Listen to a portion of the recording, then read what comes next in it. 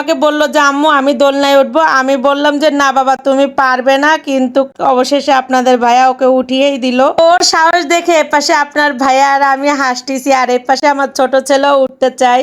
তো ও আর কি অনেক ছোট, তো আমি আর ওকে আর কি দিলাম না। আপনার ভাইয়া বলল যে না দিয়েই দিই, কিন্তু আমি এতটা রিস্ক নিলাম না যে মেজো ছেলেকে দিচ্ছে দিক, আমি ওকে আর দিব না। আর আপনার ভাইয়া আমাকে বলতেছে যে ছেলেদের একটু ছাড়তে শেখো, এখনো কেন এত ধরে রাখবা, ওদেরকে একটু একার মতো করে চলতে দাও। আর এই যে অবশেষে আমি ওদেরকে এই রাইটে উঠিয়ে দিলাম দুই ভাইকে একসাথে, কারণ ছোট ছেলেকে আলাদা দিয়া মানে বুঝতেই তো পারতেছেন ও আর কি অনেক ছোট, তো ওকে আর কি আলাদা দিলাম না, ওকে আমার মেজো ছেলের সাথেই দিয়ে দিলাম।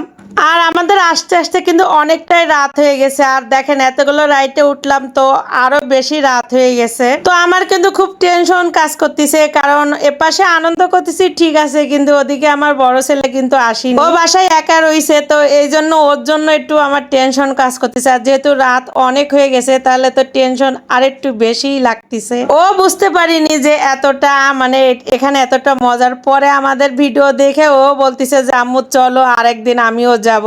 তো এই যে আরেকটা কথা আপনাদের না বললেই নয়, যে মিনি কক্সবাজার বা ভাইরাল কক্সবাজার যেটাই বলেন আসলাম, আমি একটু চারপাশে ঘুরে দেখবো কি, বা নদীর পাশে দাঁড়াবো কি। বাচ্চা কাচ্চা নিয়ে গেলে এটাই হয়, ঘুরে আর দেখা হয় না, যে সাইডে রাইড আছে ওই সাইডে আর কি ওদের নিয়ে আমি একটু ঘুরলাম। ভেবেছি যে কিছু সময় নদীর পাশে যে বসবো বা নদীর পাশে একটু হাঁটাচলা করব, কিন্তু কি আর করার, বাচ্চা নিয়ে গেছি, ওরা যে সাইডে থাকবে আমাদের তো ওই সাইডেই থাকতে হবে। তবে দেখেন এখানে অনেক রকম রাইডের ব্যবস্থা করেছে। আর অবশেষে এই যে চলে আসলাম ফাঁকা জায়গা, বললাম না যে নদীর পাশে মানে বিশাল বড় এরিয়া নিয়ে করেছে, পুরো ফাঁকা জায়গা জুড়ে দেখেন, আর দেখতেও খুব ভাল লাগতেছে। আর নদীর পাশে তো বাতাসেরও কোনো অভাব নাই। শুধু শুধু তার নাম দিইনি যে ভাইরাল কক্সবাজার বা মিনি কক্সবাজার, সেই কক্সবাজারের মতোই ফিল, এজন্যই সবাই বলে যে মিনি কক্সবাজার।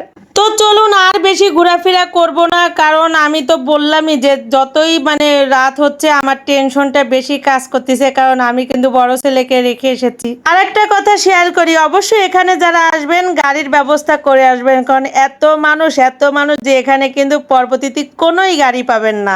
আমরা যখন বের হয়েছি মানে আমরা যখন গেছি তখনও অনেক পথ আমরা হেঁটে গেছি, কারণ মানুষজনের জন্য। আর আমরা যখন ফিরছি তখনও কোনো গাড়ি পাইনি, আমাদের হেঁটেই আসতে হয়েছে। সবকিছুই ভালো লাগলো, শুধুমাত্র ওই যে হেঁটে যাওয়ার আশা, মানে এত মানুষের জন্য গাড়ি পাওয়াই যায়নি, হেঁটেই মানে গাড়ি যাবে কোথায়, ওই গাড়ি যাওয়ার মানে প্লেসই নেই মানুষের জন্য, তো বাধ্য হয়ে হেঁটেই আসা লাগলো। আর যাই হোক, আর আমার এই ভিডিও আপনাদেরকে যদি একটু ভালো লেগে থাকে তবে লাইক কমেন্ট শেয়ার দিয়ে পাশে থাকবেন। তো এই যে মিনি কক্সবাজার থেকে বিদায় নিছি, আর এখন দেখেন গেটে এসে দেখি কি এখনো মানুষজন ঢুকছে আর কি মিনি কক্সবাজার দেখার জন্য। আচ্ছা তাহলে তারা বাড়ি যাবে কখন?